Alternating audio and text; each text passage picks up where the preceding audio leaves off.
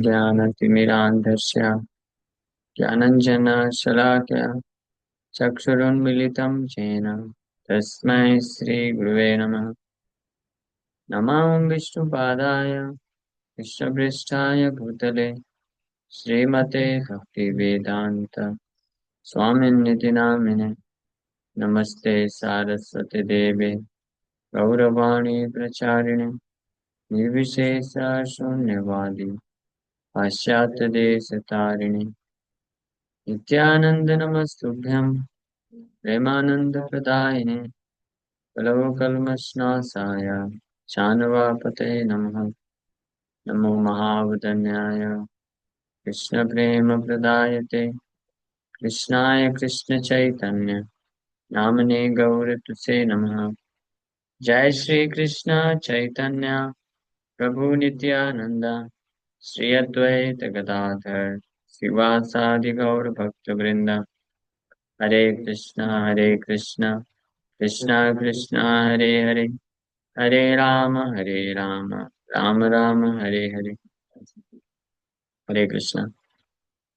सो आप सभी भक्तों का हार्दिक स्वागत है आज के गौर कथा में चैतन्य चरितमृत से। तो इसको खोलिए, इसमें भी एक है। हम लोग चर्चा कर रहे हैं श्री चैतन्य चरितमृत मध्य लीला चैप्टर 4 मानवेंद्र पुरी की भक्ति का वर्णन चल रहा है। मानवेंद्र पुरी जब खींचिए ना, क्या कर रही है? मानवेंद्र पुरी फाइनली भगवान के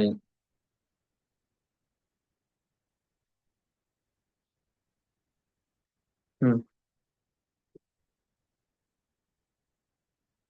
हम्म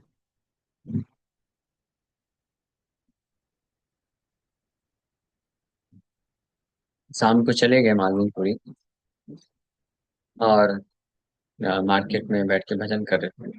भगवान पुजारी उधर रात को आरती वगैरह करके भगवान को रेस्ट कराए और खुद जब रेस्ट करने गए तो भगवान उनके सपने में आते हैं और बोलते हैं इस प्रकार से। उठा पुजारी कर द्वार विमोचन चीरे के रखियाची सन्यासी कारण। कि हे पुजारी उठो, गेट खोलो।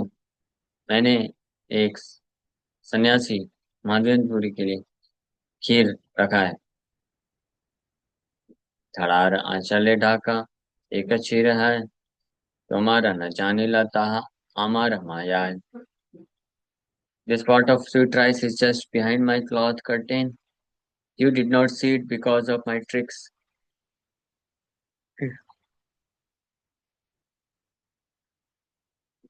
ये खीर है, एक कपड़े के पीछे मैंने खीर रखा है। आप लेकिन नहीं देख पाए मेरे ट्रिक। मैंने ऐसा माया किया, आपने जो भोग लगाया उसमें से एक पॉट, एक जो खीर है मैंने छिपा के रख लिया था अपने कपड़े के पीछे। उठो माधवपुरी सन्यासी आछे हटेते वसिया ताहा केता एक शीर शीघ्र देहालैया। तो एक सन्यासी हैं जिनका नाम है माधवेंद्र पुरी। वो मार्केट प्लेस बाजार में बैठे हुए हैं। वो स्वीट राइस, वो खीर का पात्र लेकर के जाके उनको दे दो, ऐसा आदेश भगवान गोपीनाथ देते हैं। स्वप्न देखी पुजारी उठी करिला विचार स्नान करी कपाट खोली मुक्त कैला द्वार। ये स्वप्न देख करके पुजारी तुरंत बेड से उठ जाता है, स्नान करता है और फिर मंदिर में जाकर के जाता है और मंदिर का दरवाजा खोल देता है। तड़ारा आंचल टले आइला से ही खीर स्थान लेपी खीर लैया आइला बाहिर। According to the deity's directions, the priest found the pot of sweet rice behind the cloth curtain. He removed the pot and mopped up the place where it had been kept. He then went out of the temple. तो विग्रह भगवान के आदेशानुसार भगवान ने जिस प्रकार से डायरेक्शन दिया था कि मेरे इस कपड़े के पीछे मैंने खीर का पात्र छुपा के रखा है, तो पुजारी वहीं पे गया और आश्चर्य से देखा कि अरे ये तो सच में है, खीर का पात्र यहाँ पे रखा हुआ है। और तुरंत उसको वहां से उठाता है, वहां पे सफाई करता है और फिर मंदिर के बाहर चला जाता है। द्वार गिया ग्राम गेला से ही खीर लैया, हाटे हाटे भूले माधव पूरी के चाइया। और द्वार बंद करके फिर गांव में निकल जाता है खीर का पात्र लेकर के। और हर बाजार में एक एक स्टॉल में जा जा करके ढूंढता है, माधोपुरी माधोपुरी माधोपुरी कौन है। खीर लहा यही जार नाम माधोपुरी, तोमा लागी गोपीनाथ खीर कैला चूरी। और holding the pot of sweet rice the priest called, अपने हाथ में खीर का पात्र लेकर के पुजारी बोलता हुआ जा रहा है कि किसका नाम है माधवेंद्रपुरी, कृपा करके आ गया है, ये पात्र को ले लें, गोपीनाथ ने ये पात्र खीर का पात्र आपके लिए चोरी किया है। ऐसा बोलते हुए जा रहा है। The difference between the absolute truth and relative truth is explained here. Lord Gopinath has openly declared herein that he is a thief. He had stolen the pot of sweet rice, and this was not kept a secret because his act of stealing is a source of great transcendental bliss. In the material world, theft is criminal, but in the spiritual world, the Lord's stealing is a source of transcendental bliss. Mundane rascals who cannot understand the absolute nature of the personality of Godhead sometimes call Lord Sri Krishna immoral, but they do not know that his seemingly immoral activities, which are not kept secret, afford pleasure to the devotees. Not understanding the transcendental behavior of the Supreme Personality of Godhead, these rascals slur his characters and immediately fall into the category of miscreants, rascals, lowest among men, demons, and those whose knowledge is taken away by the illusory energy. Krishna explains in the Bhagavad Gita, Namam duskritino mudha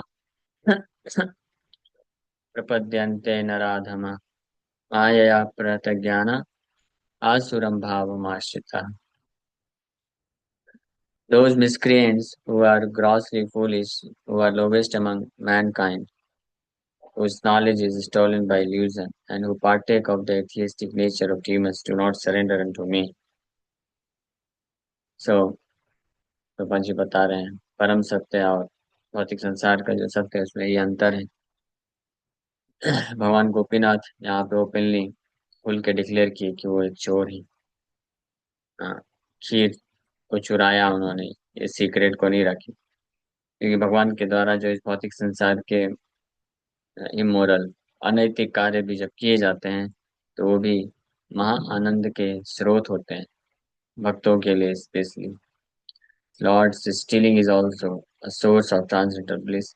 ऐसे इसी प्रकार से जो भक्त हैं उनके लिए भगवान के ये जो सो कॉल्ड इमोरल एक्टिविटीज हैं, इमोरल जो कार्य है, अनैतिक कार्य है, ये भी वास्तव में भक्तों को आनंद प्रदान करते हैं।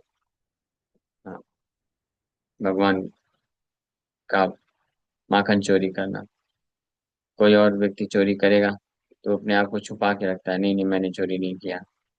हाँ, उसका और किसी को पता चलेगा तो उस व्यक्ति की बदनामी हो जाती है, लोग थोड़ी ना हंसते हैं। कभी ऐसा सुना है कि किसी बच्चे ने चोरी कर लिया घर पे या बाहर, और उसके माँ को पता चले तो माँ बड़े खुश होकर के सबको बताए देखो मेरे बच्चे ने चोरी किया। हाँ, और जिसको भी पता चले वो भी बड़े खुश होकर के उनके बच्चे का गुणगान करे, देखो कितना अच्छा चोरी करता है। ऐसा कोई नहीं बोलता ना।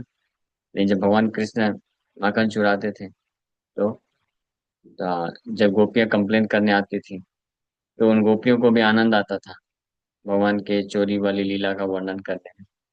और यशोदा मैया भी सुन करके आनंद होता था, लेकिन बाहर से कभी कभी क्रोध करती थी।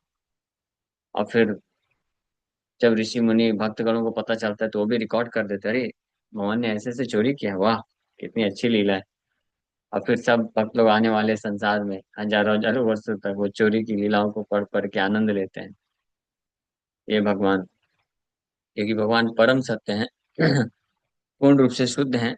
इसके लिए उनके द्वारा ये जो अनैतिक कार्य है, ये भी जब किया जाता है तो वो वास्तव में जो है गंदा नहीं होता है। वो भी हमेशा शुद्ध ही बना रहता है। और वो अनैतिक कार्य भी भक्तों को आनंद प्रदान करता है। हाँ, और वो भी उनकी दिव्य लीला होती है। तो जिस इस प्रकार से चोरी, इसी प्रकार से भगवान का गोपियों के साथ छेड़खानी करना, उनके साथ रासलीला करना, इसको जब भक्तगण सुनते हैं तो आनंद लेते हैं। वो शुद्धतम।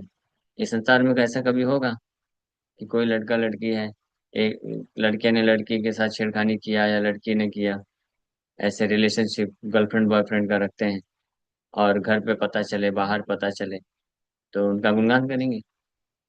हाँ, उनको बोले वाह, क्या अच्छा छेड़खानी किया, क्या अच्छा ऐसे पटाया, ऐसा बोलेगा कोई? है ना? उसका बल्कि उसका नाम खराब हो जाएगा। लोग समझ जाएंगे कि देखो ये कैसे लोग हैं, ये अपनी इंद्रिय कंट्रोल नहीं कर सकते हैं। हाँ, कितने, इनका आचरण कितना दुराचार, बल्कि इसको तो सुदुराचार बोला गया है।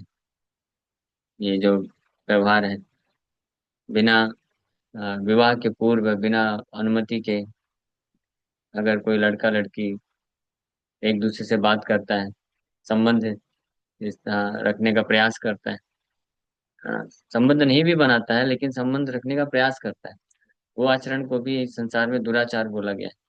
लेकिन जब भगवान ये कार्य करते हैं तो उसका गुणगान किया जाता है शास्त्रों में। और सबसे पवित्रतम लीला है ये।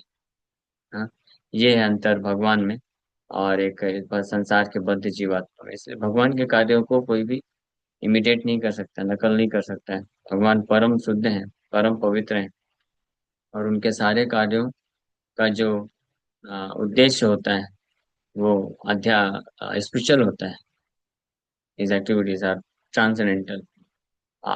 लेकिन जो लेकिन प्रभुपाद जी लिख रहे हैं, लेकिन जो मिसक्रिएंट्स हैं, दुष्कृता लोग हैं, पापी लोग हैं, असुर हैं, मूढ़ा है, नराधमा है, हाँ, ऐसे लोग भगवान की इस प्रकार की जो लीलाएं होती हैं, जो बाहरी रूप से संसार में अनैतिक मानी जाती हैं, तो ऐसे मूढ़ा, रास्कल, डीमंस, वो भगवान की लीलाओं का, भगवान का निंदा करते हैं। लेकिन जो साधु होते हैं वो भगवान की लीलाओं का गुणगान करते हैं और आनंद लूटते हैं, तो आनंद आता है। हाँ। So mundane rascals cannot understand that whatever Krishna does, being absolute in nature, is all good. This quality of the Lord is explained in Srimad Bhagavatam. कि ये जो मंडेन रास्कल, संसार के मूढ़ा लोग जो होते हैं, वो ये नहीं जानते हैं कि कृष्ण जो करते हैं वो हमेशा दिव्य होता है, ऑल गुड। उसमें कभी भी कुछ भी गलत नहीं हो सकता है। ये भागवत के श्लोक में बताया गया है, 10.33.29। हाँ, श्री सुक उवाचा। ये रासा डांस वाला अध्याय है, दसम स्कंद का, जिसमें सुखदेव गोस्वामी बताते हैं, धर्म व्यतिक्रमो दृष्टा ईश्वराणाम न साहसम, तेजी तेजियसाम न दोषाय, वहने सर्वभुजो यथा। बोल रहे हैं सुखदेव गोस्वामी, रासलीला का वर्णन करने के पश्चात, वर्णन करने के दौरान बता रहे हैं, the status of powerful controllers is not harmed by any apparently audacious transgression of morality we may see in them, for they are just like fire which devours everything fed into it and remains unpolluted. Sukhdev Goswami बोल रहे हैं, तेजी असम न दोषाया, जो बहुत powerful controller है, and Krishna being the supreme powerful controller, supreme controller, तो उनके आचरण में कभी कभी ऐसा दिखे कि ये अनैतिक है, तब भी उनका दोष नहीं होता है उसमें। भगवान कृष्णा का तो दूर की बात है, यहाँ तक कि Lord Shiva also, he is also very powerful personality of God head. भगवान है वो भी मतलब भगवान के ही विस्तार हैं। सो तो वो भी भगवान शिव के भी ऐसे कार्य हैं जो बाहरी रूप से कभी कभी कुछ ऐसे दिखते हैं कि अनैतिक हैं, लेकिन दोष नहीं होता उनमें। उदाहरण दे रहे हैं कैसे, जिस प्रकार से जो अग्नि होता है, अग्नि में आप कुछ शुद्ध वस्तु डालें तो भी अग्नि उसको खा जाती है, और गंदी वस्तु भी अगर आती है अग्नि के संपर्क में उसको भी डाइजेस्ट कर लेती है, खा जाती है, लेकिन अग्नि कभी पॉल्यूट नहीं होती। अग्नि उसी प्रकार से शुद्ध बनी रहती है। उसी प्रकार से जो सुप्रीम पावरफुल कंट्रोलर होते हैं, अ, उनके लिए पॉसिबल है कि भौतिक संसार के ऐसे अ, अनैतिक कार्यों को करने पे भी वो दूषित नहीं होते, है ना। अनैतिक होता नहीं है इसलिए। तो खैर इसके लिए अ, और भी बहुत सारे, लेकिन आगे बता रहे हैं सुखदेव गोस्वामी। न एतत् समाचरे जातु मनसा अपि ही अनीश्वर विनश्यति आचरण मूढ़ा यथा रुद्रो अब्धिजम विषम। लेकिन बोल रहे हैं कि हालांकि जो ग्रेट कंट्रोलर्स हैं, महान महान जो महापुरुष हैं, मीन्स परम भगवान स्वयं हो गए, and great demigods like Lord Shiva, तो ये इनके व्यवहार में ऐसा कभी दिखे तो उनका दोष नहीं होता है। लेकिन अगर हम जैसा कोई साधारण व्यक्ति उनके व्यवहार को अगर नकल करना चाहेगा, मनसा भी, इवन मेंटली मन में भी नकल करना चाहेगा, तो ऐसे जो तुच्छ जीवात्मा, बद्ध जीवात्मा, उसका पतन हो जाएगा। इसलिए मन में भी भगवान कृष्ण या शिव जी के लीलाओं का इमिटेशन नहीं करना चाहिए। हाँ, शिव जी हाल विष पिए थे, कोई सोच भी पाएगा ऐसा हाल विष पीने के लिए? तो इसलिए हाल विष पी के भी वो, उनको कोई फर्क नहीं पड़ा। सो इससे बोल रहे हैं कि this quality of the Lord is explained Shrimad Bhagavatam. One में consider certain acts of a supremely powerful person to be immoral by mundane calculation, but this is not actually the case. For example, the sun absorbs water from the surface of the earth, but it does not absorb water only from the sea. It also absorbs water from filthy sewers and ditches containing urine and other impure substances. The sun is not polluted by absorbing such waters. Rather, the sun makes a filthy place pure. एक और बहुत अच्छा example दे रहे हैं प्रभुपाद जी। जो सूर्य होता है वो पानी को सोखता है ना? तो सूर्य केवल तालाब से या समुद्र बस से पानी थोड़ी ना सोखता है ना। सोखता है यानी पीता है, मान लीजिए, ऐसे बोल सकते हैं।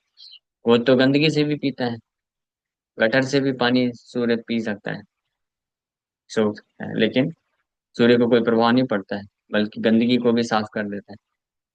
लेकिन हम में से कोई ऐसा कर सकता है? हाँ, नहीं कर सकता। ये उदाहरण, कोई साधारण व्यक्ति ये कार्य नहीं कर सकता है। सूर्य पावरफुल है, जस्ट लाइक खाने का भी होता है एग्जाम्पल, खाने का। तो कुछ लोग होते हैं जिनका पेट में बिल्कुल ज्वालामुखी होता है, तो वो कच्चा पका, आधा कच्चा पका कैसा भी खा जाए सब डाइजेस्ट कर लेता है, कोई टेंशन नहीं। लेकिन मेरे जैसा व्यक्ति है, अगर सोचे अच्छा इन्होंने खा लिया, मस्त 4 पिज्जा खा लिया, वाह, तो चलो मैं भी खा लेता हूँ। तो मैं खा के फिर हो गया, 5 दिन तक गया पेट गड़बड़ हो जाएगा। तो अपनी अपनी औकात को जानते हुए कार्य करना चाहिए, दूसरे को नकल नहीं करना चाहिए।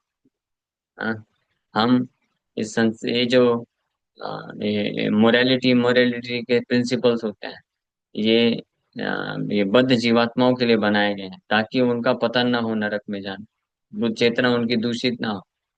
लेकिन जो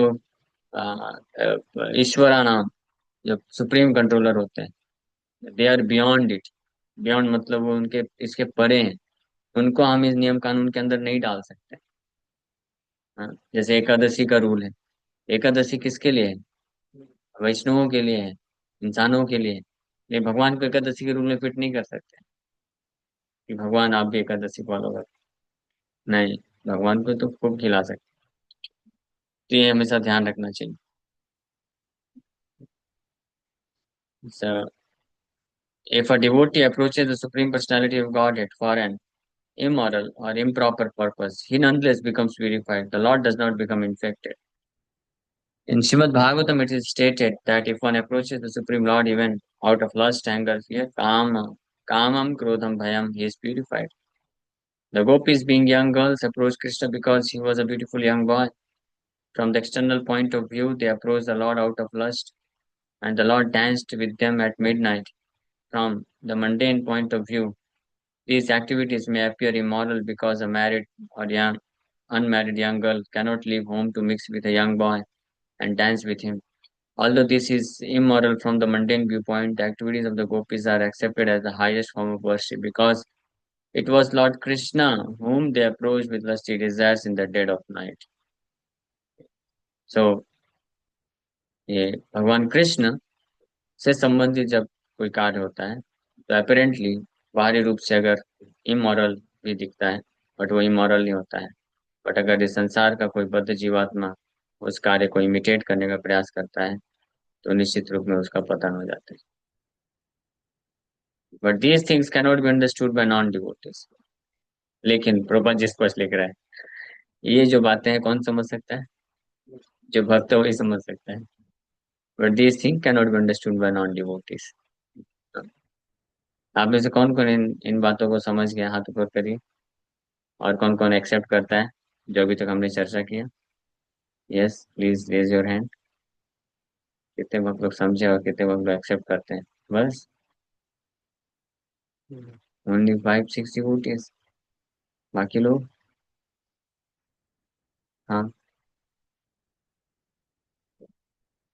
ठीक है, हाथ नीचे करिए। दूसरा प्रश्न पूछता हूँ मैं। अभी क्वेश्चन आंसर भी होना चाहिए। मेंटेलिटी ऑफ पजेसिंग समबडी, कि ये मेरा है, ये मेरी है, मेरी वस्तु है, मेरा वस्तु है, मेरा स्थान है, मेरा घर है, मेरे लोग हैं। ये जो मेंटेलिटी है इसको क्रिमिनल मेंटेलिटी बोलती है। इस मेंटेलिटी से मुक्त होकर के हमको कौन सी मेंटेलिटी का तरफ विकसित करना चाहिए? कि ये कृष्ण का है। हाँ, ये जो मेरा, कौन, ये मेरा जो दोस्त है, भाई है, बंधु है, माँ बाप है, पति है, पत्नी है, बच्चे हैं, घर है, जमीन है, ये किसका है? ये कृष्ण का है। मैंने हड़प लिया है, अब मुझे वापस से कृष्ण को दे देना चाहिए। हाँ, लेकिन कृष्ण इतने दयालु हैं फिर भी बोलते ठीक है तुमने हड़प लिया, चोरी कर लिया, दे दो वापस, मैं माफ कर दो। कृष्ण माफ कर देते हैं क्योंकि आप भी कृष्ण, हम भी तो कृष्ण के ही है ना। तो कृष्ण हमको त्याग नहीं सकते हैं। समझ पा रहे हैं ना? और कृष्ण हमको त्यागना भी नहीं चाहते हैं। लेकिन भगवान ये भी नहीं चाहते कि हम क्रिमिनल बन करके संसार में दुख भोगते रहे। तो इसलिए ट्रांसफॉर्मेशन करते हैं। अब भगवान इतने दयालु, भगवान ऐसा नहीं है। भगवान का ये स्वभाव नहीं है कि हाँ सब कुछ मेरा है मुझे दे दो मैं भोग करूंगा तुम चुपचाप सड़ते रहो इस संसार में। भगवान का ये भाव नहीं है क्योंकि हम भी तो भगवान के ही है ना। तो जब कोई भक्त विनम्रता पूर्वक स्वीकार करके भगवान को के सेवा के लिए भगवान को समर्पण करता है तो भगवान उसको सुख से वंचित नहीं करते हैं। भगवान बोलते हैं कि वैकुंठ का ईश्वर मैं अपने भक्त के बिना भोग नहीं करता हूँ। वैसे वैकुंठ में भी रहना पसंद नहीं करूंगा जहाँ पे मेरा भक्त नहीं। भगवान अपने पूरे ऐश्वर्य को अपने भक्त के साथ शेयर करते हैं पूरा। हाँ, अपने जैसा रूप दे देते हैं। अब क्या चाहिए? वैकुंठ में नारायण जैसे दिखते हैं ना, उनके पार्षद भी वैसे ही दिखते हैं, चतुर्भुज, वही रूप रंग, वही कमल नयन, सुंदर कटकाठी सब। कोई नया व्यक्ति जाएगा तो पहचानेगा नहीं नारायण कौन है और उनके भक्त कौन है। आईडी कार्ड चेक करना पड़ेगा, लिखा होगा हाँ ये लॉर्ड नारायण है और ये उनके पार्षद अलग अलग। हाँ, और नारायण की पत्नी लक्ष्मी माता। लेकिन भगवान नारायण के जो पार्षद भगवान की जैसे दिखते हैं उनकी भी पत्नियां होती हैं और वो भी लक्ष्मी की जैसे ही दिखती है, सुंदर बिल्कुल। तो भगवान कहाँ कमी कर रहे हैं? भगवान सब कुछ देना चाहते हैं। उनके भी अपने पैलेसेस होते हैं, ऐश्वर्य होता है, उनके भी अपने एरोप्लेन्स होते हैं। वैकुंठ में सब देते हैं भगवान।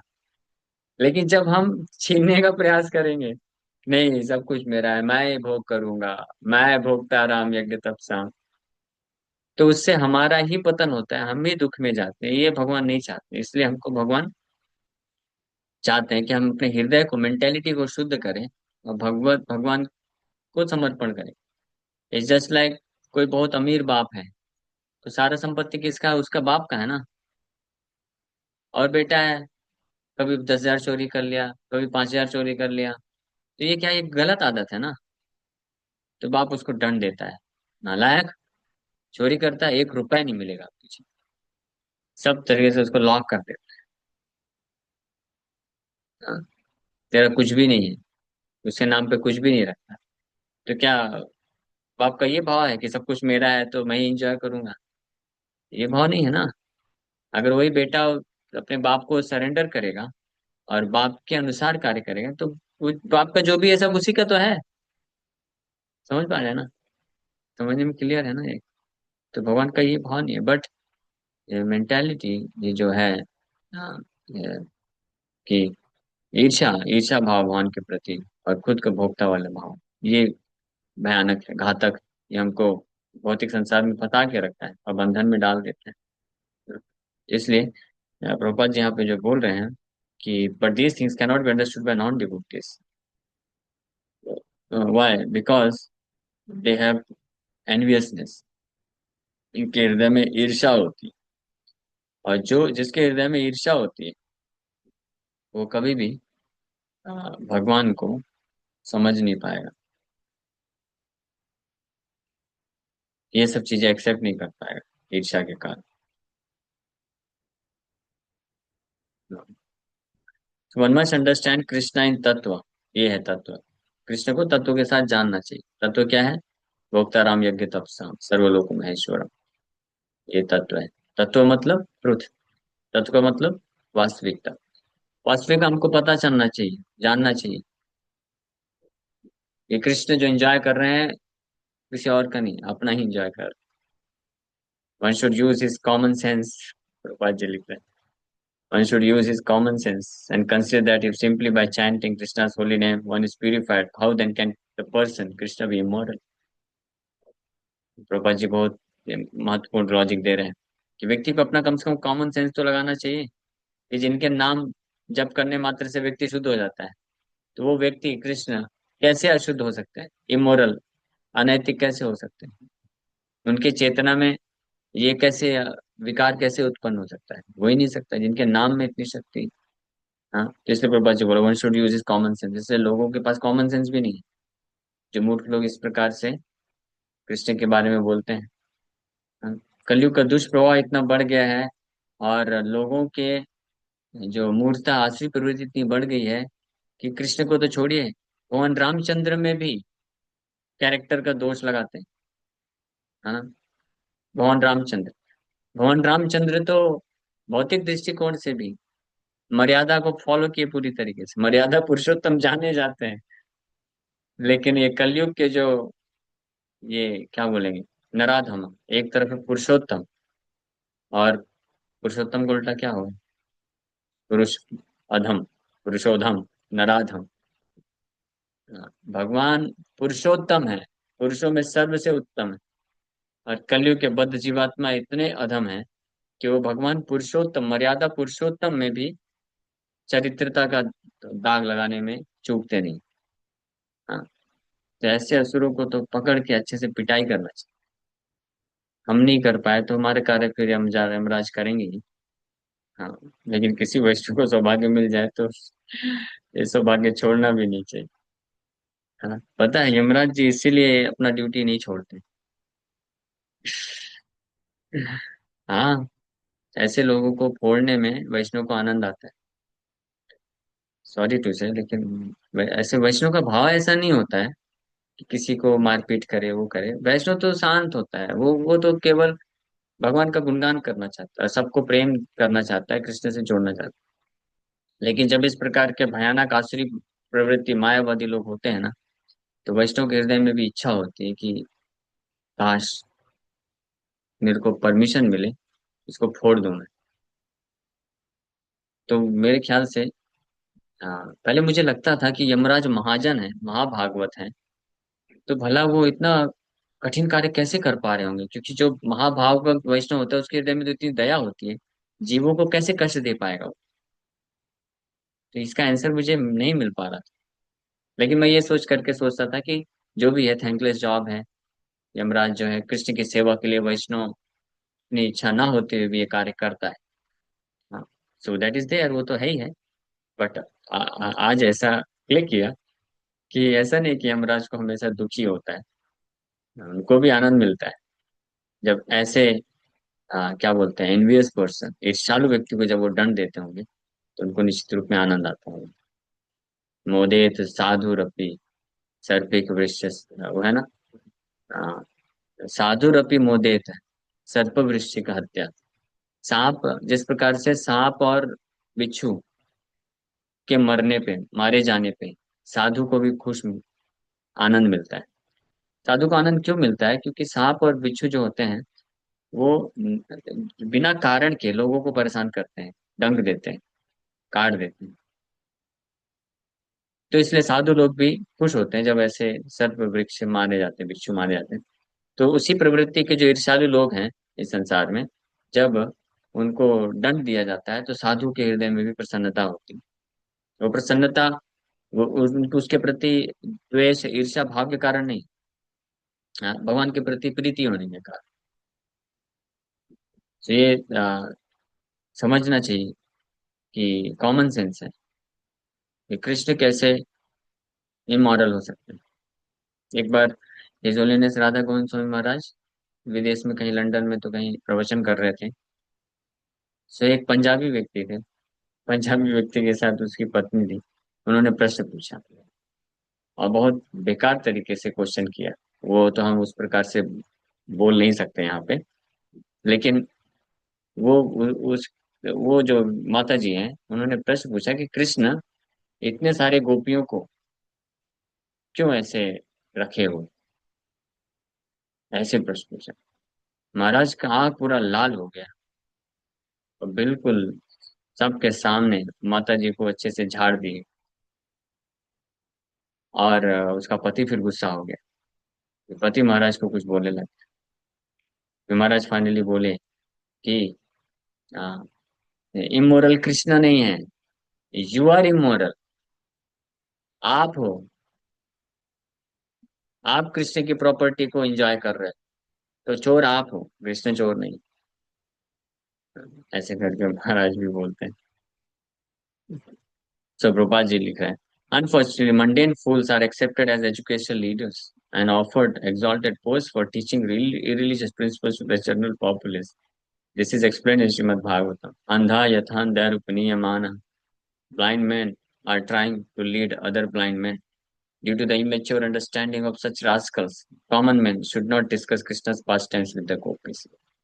हाँ, तो क्योंकि आज का समाज में ऐसे अंधा यथांध रूपनीय मानस भरे पड़े, इसलिए ये प्रोहिबिटेड है कि due to the immature understanding of such rascals, ऐसे आसुरी प्रवृत्ति के जो है अपरिपक्व समझ होने के कारण, ईर्ष्या, कृष्ण के प्रति ईर्ष्या होने के कारण जो है ये कॉमन प्लेटफॉर्म में कृष्ण की लीलाओं का, गोपियों के साथ जो लीला है वो चर्चा नहीं करना चाहिए।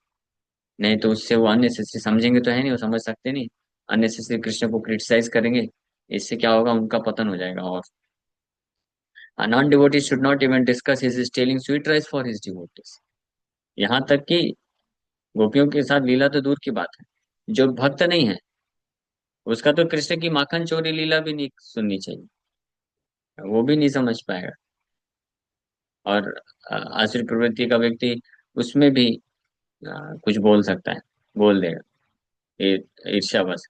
It is warned that one should not even think about these things. Although Krishna is the purest of the pure, mundane people thinking of Krishna's pastimes that appear immoral themselves become polluted. हाँ देखिए, इसके बारे में सोचेगा भी जो, वो भी क्या हो जाएगा, दूषित हो जाएगा। ये जो कार्य है, चोरी करना, अवैध संबंध रखने, इसके बारे में सोचने मात्र से व्यक्ति का चेतना दूषित होता है। ध्याये तो विषयान पुंसा संगस्ते सुपजाए। समझ पा रहे हैं? इसलिए मैं मना करता हूँ जितने भी यूथ डिवोटीज हैं। हाँ, आप ये नहीं बोल सकते ब्रो जी, हम लोग तो ऐसा गलत नहीं करते, कुछ कांटेक्ट नहीं रखते हैं।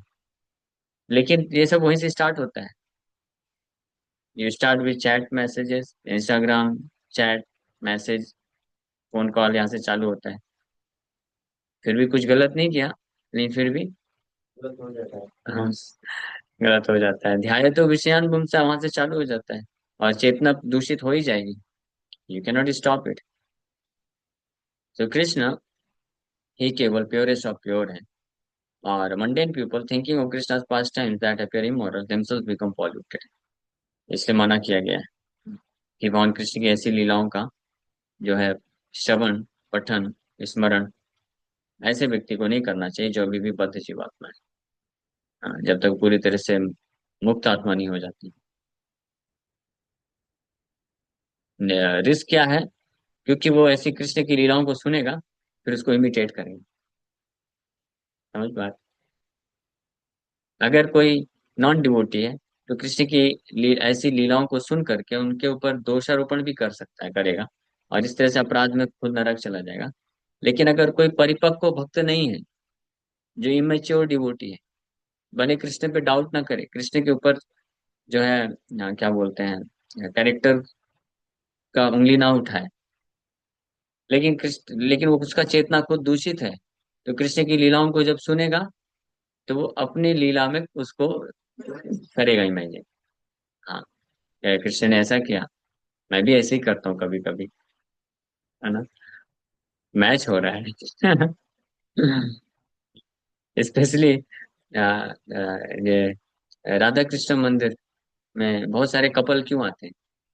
क्योंकि सोचते हैं राधा कृष्ण हमारे वो हैं, इष्ट देव हैं। एक कपल एक बार बोल रहा था, क्यों? क्योंकि देखो वो लोग भी कितना अच्छा है, ऐसे उनके लविंग अफेयर्स है, और हमारी भी, मैं और मेरी गर्लफ्रेंड ऐसे कंपेयर करते हैं। कौन? वो कृष्ण को मानते हैं, कृष्ण को अप्रिशिएट करते हैं, उनके दर्शन के लिए आते हैं, उनको प्रार्थना करते हैं कि जैसे आप दोनों कपल हैं, वैसे हम दोनों का भी ऐसे कपलशिप बना के रखो। तो कंपेयर करते हैं। तो वो लोग कृष्ण पे दोष नहीं दिखाते, लेकिन चेतना फिर भी दूषित है, और वो और फंसते चले जाते हैं गहरे। सो इसलिए ये अवॉइड करना चाहिए। अनटिल अनलेस, जब तक कोई व्यक्ति पूर्ण रूप से शुद्ध नहीं हो जाता है, तब तक राधा कृष्ण की लीलाओं को श्रवण नहीं करना चाहिए।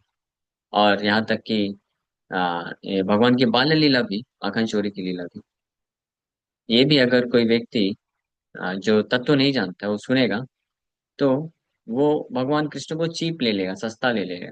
सहज सहजिया भाव आ जाएगा, सहजियापन आ जाएगा। भगवान को एक ऐसे ऐसे क्या बोलते हैं, छोटा बालक के रूप में समझेगा कि नटखट बालक है, कृष्ण लल्ला तो हमारे नटखट लाल हैं। ये सब भाव आ जाएगा। लेकिन ये सब क्या है? उसको भक्त वास्तविक भक्ति मार्ग में बढ़ने के लिए बाधा उत्पन्न करेगा, इस प्रकार की जो चेतना है। क्योंकि वो हमारा कृष्ण के प्रति जो रिस्पेक्टफुल एटीट्यूड है, जो समर्पण का भाव है, और हम उनके नित्य विनम्र दास हैं, ये भाव को वो काट देगा। इसलिए प्रभुपाद जी, हमारे वैष्णव आचार्यों ने शुरू में ये रिकमेंड नहीं किया कि हम भगवान की बहुत ज्यादा बाल लीलाएं या रास लीला तो दूर की बात है, इसका श्रवण करें।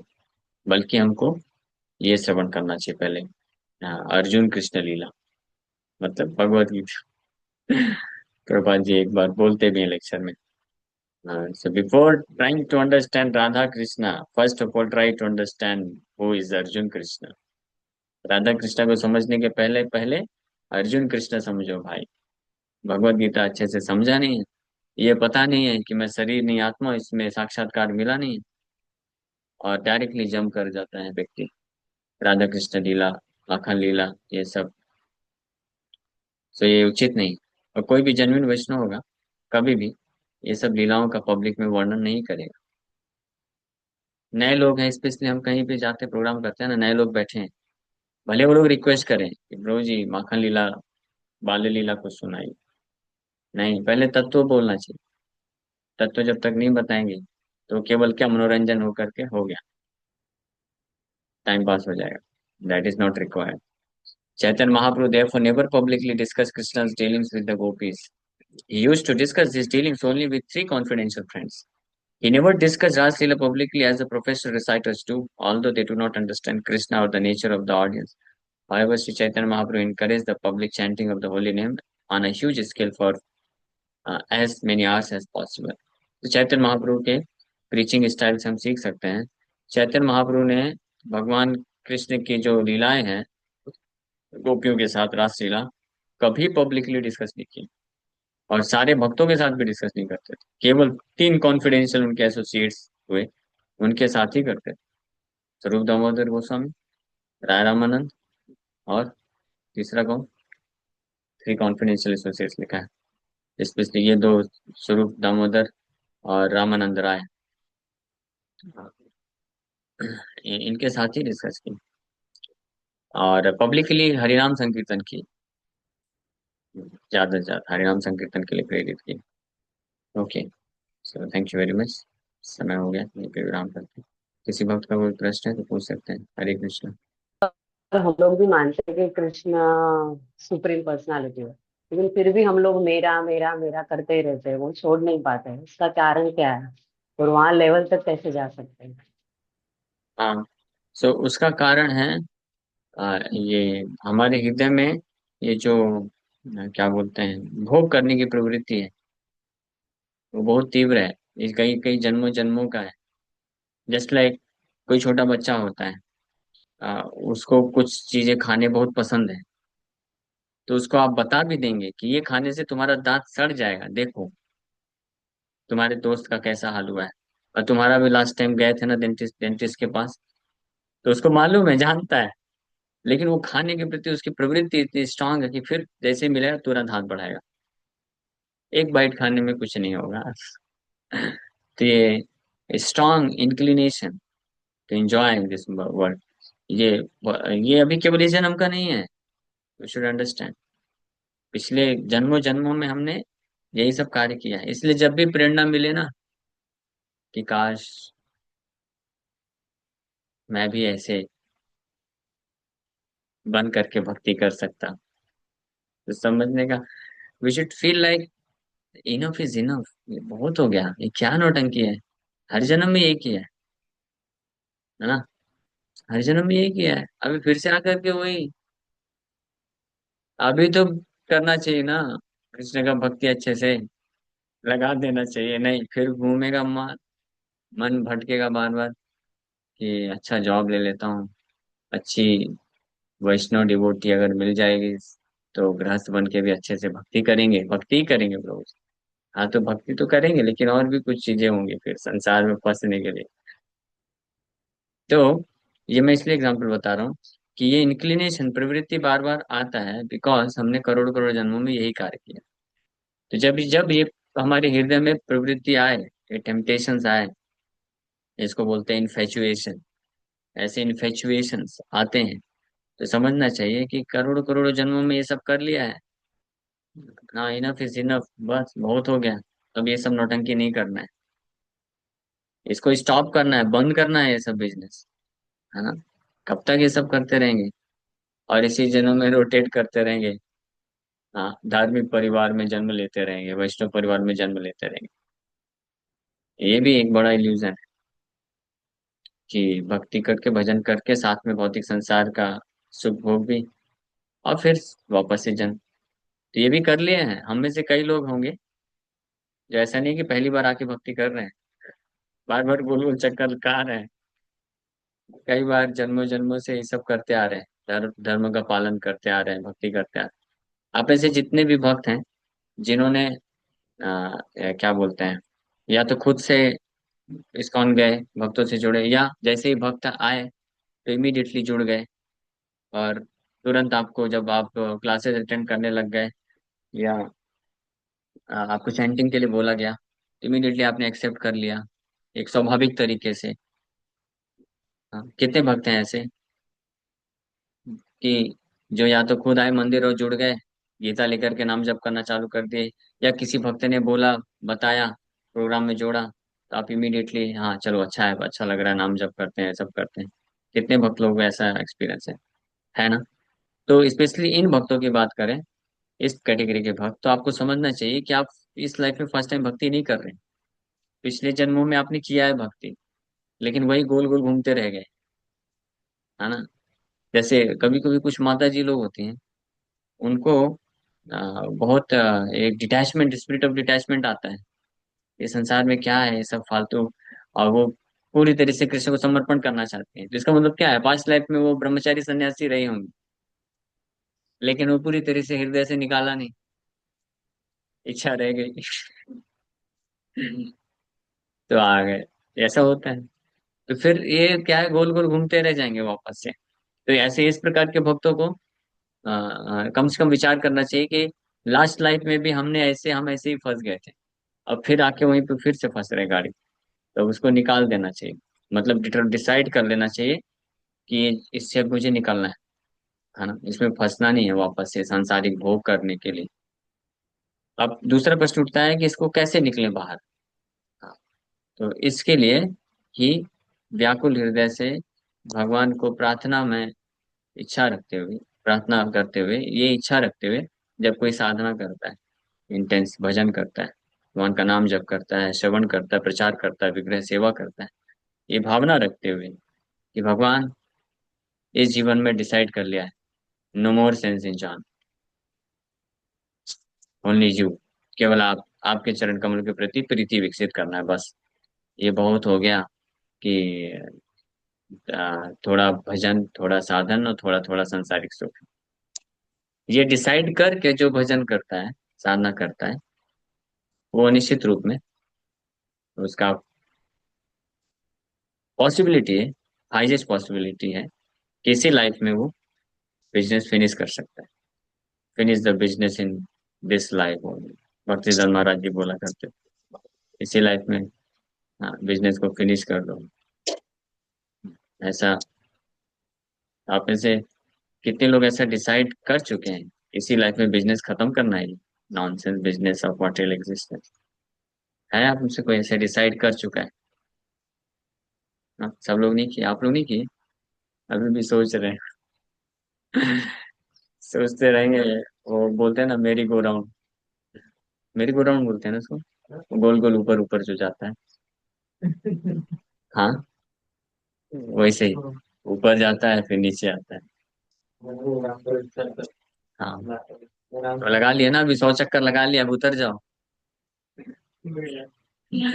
मिला क्या?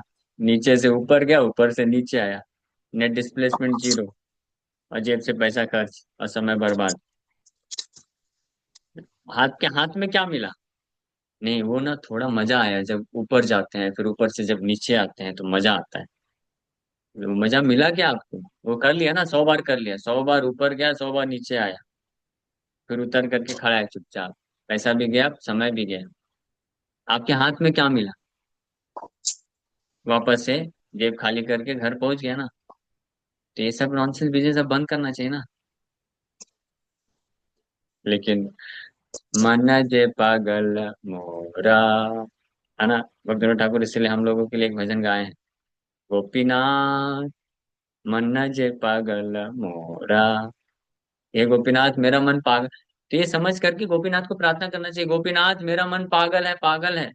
सब कुछ जानता है कि नेट डिस्प्लेसमेंट जीरो है, कुछ नहीं मिलने वाला, हाथ में कुछ नहीं आने वाला है। कितना भी आप भौतिक संसार के सुख को प्राप्त कर लो, कितना भी इंजॉयमेंट कर लो, at the end of life आपको मिला क्या? अभी ये बताइए, जैसे उदाहरण के लिए, कितनी बार फीस्ट खाया ना, कितनी बार अच्छा अच्छा खाया ना? आपका फेवरेट डिश क्या है? बोलो, जल्दी बोलो। खीर। ये खाया ना ना प्रभु खीर जी। कितने बार? खीर पूरी खाया ना, कितने बार भी खाया, लेकिन अभी क्या है, वहीं बैठे हैं ना। कुछ कुछ आपको मिला क्या? उस समय इंजॉयमेंट मिला, मजा आया, लेकिन आपके पास परमानेंट एसेट क्या मिला? पता नहीं, मैं समझा पा रहा हूँ कि नहीं समझा पा रहा हूँ।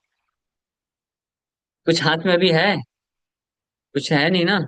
तो फालतू टाइम वेस्ट क्यों किक करने का, ये सब गोल गोल इस संसार पे घूमने का? जो बुद्धिमान होगा तो समझ जाएगा, बोलेगा मन मेरा पागल है प्रभु, इसलिए ये शासन को स्वीकार नहीं करता है, हमेशा अचेतन है, ये कामना के पीछे भागता रहता है, तड़पता रहता है, लेकिन ये सब में कुछ मिलने नहीं वाला है, गोल गोल घूम करके यहीं पे आकर के लटक जाऊंगा, फिर से मृत्यु होगा, फिर से आके जन्म लूंगा, और फिर कोई आके माला पकड़ाएगा, बोलेगा Prabhu Hare Krishna, welcome back, chant again, फिर से जप करो। गोल देखो, कृष्ण है वो लक्ष्य है, तो कृष्ण है लक्ष्य है, और फिर गोल गोल घूम करके फिर वहीं आ जाता है। बात वही है ना।